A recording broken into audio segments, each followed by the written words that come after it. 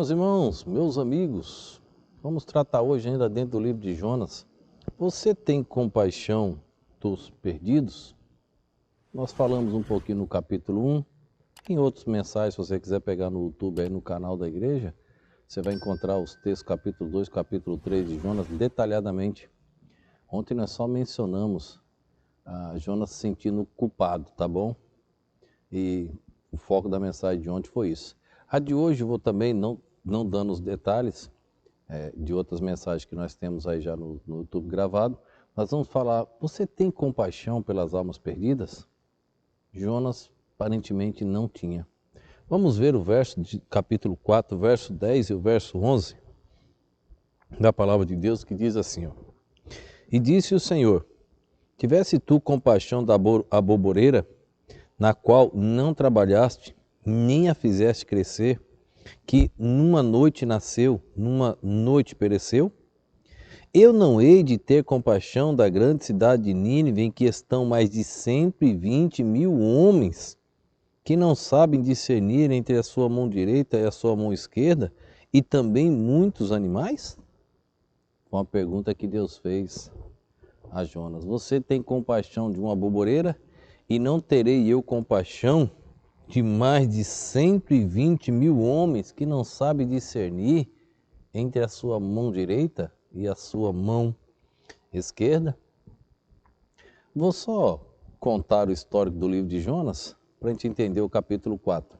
Deus deu uma ordem a Jonas para pregar na cidade de Nínive, ele quis ir para a cidade de Tarsis, cometeu um erro, se escondeu, o peixe engoliu, ele foi cada vez mais afundando, foi para a profundeza do mar, se arrependeu no capítulo 2, orou, o peixe foi lá e vomitou Jonas na terra. No capítulo 3, Jonas atravessa a cidade pregando e a cidade de Nínive se converte. E não era o desejo de Jonas. Aquele povo era um povo ruim, era um povo mau. Jonas queria ver aquela cidade destruída. Não é a vontade de Deus, porque não há nenhum justo sequer. Todos pecaram e destituídos estão da glória de Deus. Então, não tem um bom na terra. Todos são ruins. Jesus morreu para salvar todos. É o que Jonas não tinha entendido naquele momento. Jonas, de alguma maneira, tenta ensinar ao Criador. Veja aí o verso 1. Jonas capítulo 4, verso 1. Mas isto desagradou extremamente a Jonas e ele ficou irado. E orou o Senhor e disse, Senhor, não foi esta a minha palavra estando ainda na minha terra? Porque por isto é que me preveni, fugindo para Tarsis, pois sabia que és Deus compassivo e misericordioso, longânimo e grande em benignidade, e que te arrependes do mal. Verso 3. Peço-te, pois, ó Senhor, tira minha vida, porque melhor é morrer do que viver. Jonas queria que aquela cidade fosse destruída.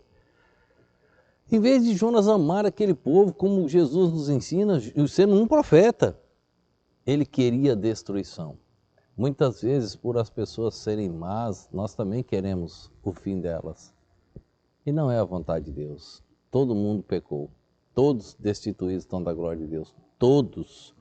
Então todos carecem e precisam de salvação. Jonas chega a pedir para morrer. Senhor, tira minha vida. Eu quero morrer. Mas é interessante como Deus, Ele nos ama e Ele sempre nos ajudando a enxergar a verdade. Deus dá mais uma chance a Jonas. Já tinha tido a do peixe.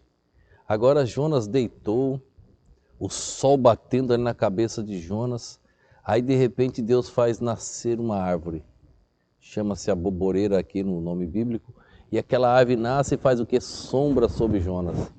E Jonas dormiu sobre aquela sombra. Tudo perfeito, tudo maravilhoso. De repente Deus manda um vermezinho. E aquele vermezinho começa a comer aquela árvore. E assim ele destrói toda a árvore. E Jonas acha ruim. Jonas reclama com Deus porque aquela árvore foi destruída. E aí nesse instante Deus pergunta a Jonas, Você tem compaixão de uma árvore, de uma aboboreira, que você não plantou, não regou, não adubou, e ela nasceu da noite para o dia, e da noite para o dia ela sumiu, você tem compaixão dessa árvore? Eu não terei compaixão, Jonas, de 120 mil almas que estão na cidade que não conseguem discernir entre o bem e o mal? Que lição para o profeta Jonas. Que lição. Você tem compaixão pelas almas perdidas? Você tem ajudado sua igreja a se envolver na obra missionária? Você, como crente, tem um coração na obra missionária? Olha este livro. Quem me dera conhecer a Deus. Quem me dera conhecer a Deus. Eu quero ler a página 11, 12 e 13. São palavras de um índio.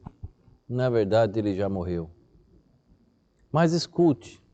Eu espero que essas palavras possam mover o seu ser e você tenha compaixão pelas almas perdidas. Vendo o título deste texto, é possível que o leitor imagine tratar-se de pessoa cristã que está buscando mais a Deus. Um teólogo ou um crente consagrado, não é?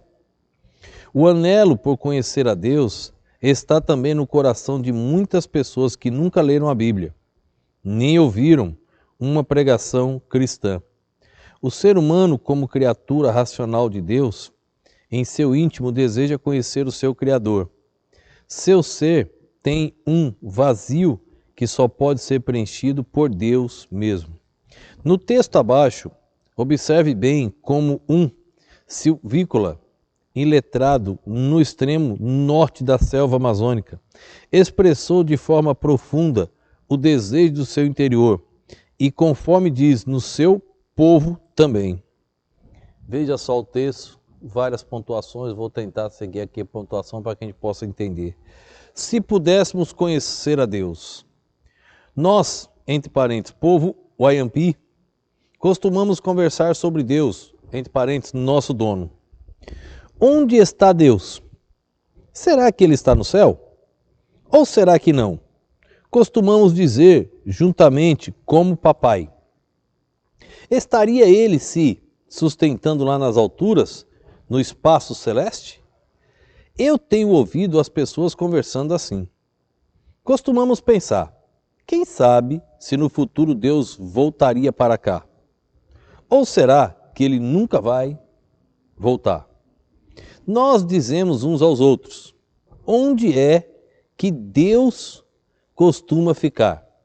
Será que nem no futuro Deus vai voltar a vir aqui?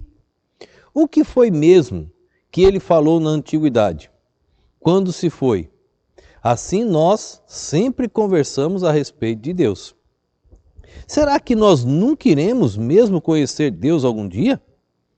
Nós nem sabemos onde está Deus, sempre dizemos. Mas como é mesmo que se forma o trovão? Nós também não conhecemos o trovão. Dizem que, bem na antiguidade, por causa do mundo estar ruim, Deus foi embora daqui para o céu. Será que é assim mesmo? Será que por causa disso que Deus não vai mais voltar aqui? Nós ficamos pensando nessas coisas e sempre conversamos a respeito de Deus. Onde é que fica a casa de Deus? É no céu mesmo? Será que a casa de Deus está se sustentando lá em cima? Nós não sabemos. E como é Deus? Bem que eu poderia ver Deus. Nós conversamos essas coisas uns com os outros, mas não sabemos. Terminei. Estas palavras foram narradas espontaneamente na década de 1970 por um indivíduo do grupo Wayampi, habitante do Alto Rio Jari, no estado do Pará. Pensando no que ele disse, poder-se-ia sintetizá-lo numa frase assim: como eu gostaria de conhecer a Deus, que é o título do livro. Dá para lembrar o conceito que Salomão declarou há milênios. Deus pôs a eternidade no coração do ser humano, Eclesiastes 3:11. Quantos como ele, hoje estão fazendo essas mesmas perguntas no recôndito das selvas brasileiras. E também outros cativos de filosofias e religiões não têm as respostas que suas almas procuram. Presta atenção.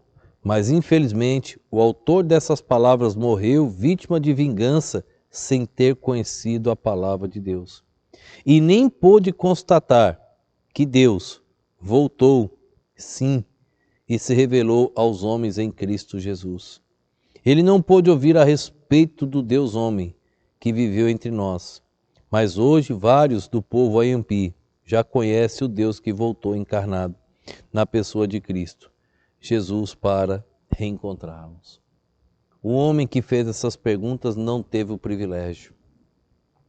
Não teve o privilégio de conhecer a Deus, de ter as respostas que um dia tanto incomodou.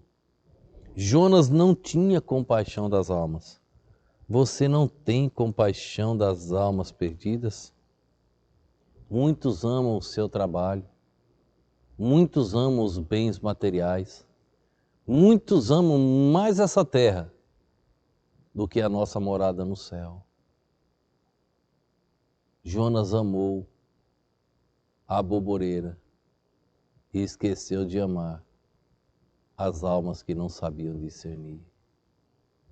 Que o amor de Deus na tua vida te direcione a enxergar a verdade e amar aquilo que realmente Deus ama. E trabalhar por aquilo que realmente Deus te orienta. E você e tua igreja possam amar a obra missionária e ter compaixão, porque milhares, milhões de pessoas ainda estão nessa situação, aguardando por mim e por você.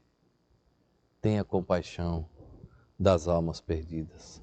Amanhã pregaremos a mensagem. Jesus tem compaixão. E Ele mostra isso, está na sua palavra. Que você possa adquirir esses livros para ler e estudar com você, sua família, as igrejas. Muitos dos que assistiram estão comprando os livros missionários. Vai mudar muito a vida de vocês. Tenha certeza disso. Passarei os títulos, tá bom? Vou colocar nos grupos, vou colocar lá no canal, os títulos dos livros. Propaganda desses livros é apenas para abençoar as vidas. A maioria dos autores já morreram e esses materiais são para desafiar nossos filhos, nossos entes queridos à obra de Deus, também a mim e a você. Tenha compaixão pelas almas perdidas. Vamos orar. Pai, obrigado por esse dia, por esse momento. Abençoa os lares, as vidas que assistem, que ouvem estas mensagens. Ó Deus, que a Tua palavra penetrando nos corações venha transformar as vidas. Ó Deus, ajuda, satisfaz os anseios de cada um, ó Pai. Cuida do Teu povo, cuida daqueles que ainda não tomaram a decisão, leva-os a tomar a decisão mais importante da vida. Ajuda-os. Eu te oro, te agradeço no nome e no poder do nosso Senhor e Salvador Jesus Cristo. Amém.